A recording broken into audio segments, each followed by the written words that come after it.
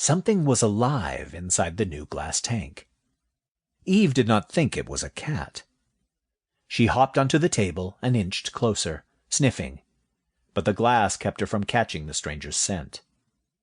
Finally, she grew so impatient that she went right up to the tank. Immediately, there was a loud bump, and Eve started back. A face with a long neck moved up and down in front of her. "Oh," it said, and stood still.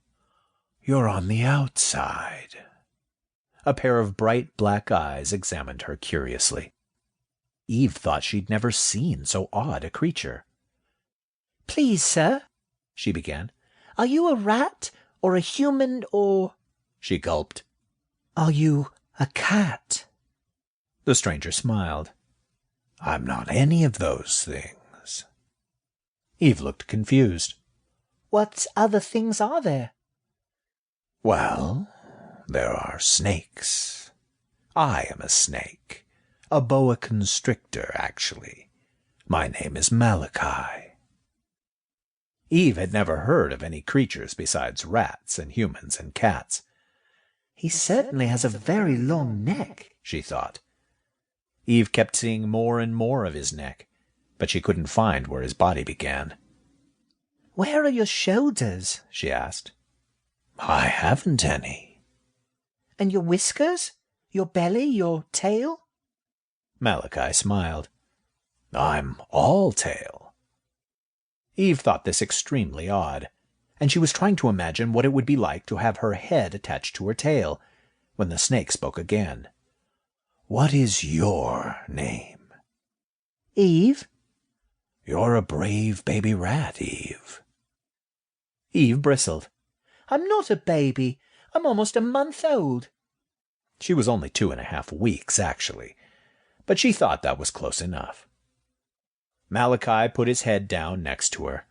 The distance from the tip of his nose to the back of his jaw was bigger than her entire body. "You're not that old," he said. Eve was feeling sulky and tried to change the subject. "The cat isn't out tonight. I didn't need to be brave to come across the room. I just needed a lot of energy." And with that, she yawned. "Not brave?" laughed the snake. "Don't you know who I am?" "Yes, you've just told me. You're a tail with a head called Malachi." He laughed. "That's not what I mean.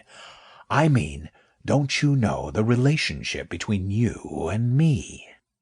Eve looked very much surprised. "I don't think we're related. And if we were, I don't think I'd admit it." Malachi cocked his head on one side. "You really don't know, do you?" "Don't know what?" Eve came to the glass again and put her nose against it. She could see a stick inside and some water in a big dish. The snake hesitated. "Nothing." "I do most certainly know many things," retorted Eve. "I've been out of my glass tank, and not even my father will do that." "I'm sure he won't." Malachi seemed to be thinking of something else, and not really listening to her. This annoyed Eve.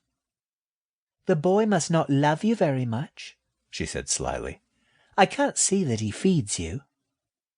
"Oh, he feeds me," said the snake quickly. "Where's your food, then?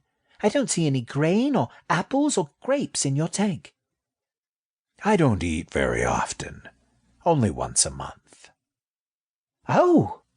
Eve was much astonished. "You must eat a great deal at one time." "Yes," said Malachi slowly. "I eat a great deal." "I'm tired," said Eve, "and I shouldn't be standing around in the open like this. The cat might come."